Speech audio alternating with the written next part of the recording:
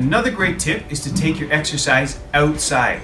A lot of people, they exercise indoors, and that can become monotonous. So let's say, for example, you often go to a gym and you run on a treadmill, or you lift weights. Why not go to a park or to a running track and run outside, or go to a playground and do some pull-ups or push-ups or other calisthenics? Exercising outside can have some enormous benefits for your mind and body. If it's sunny, you get some vitamin D. Exercising outside close to nature has been shown to reduce stress, reduce depression, reduce fatigue, and improve mood.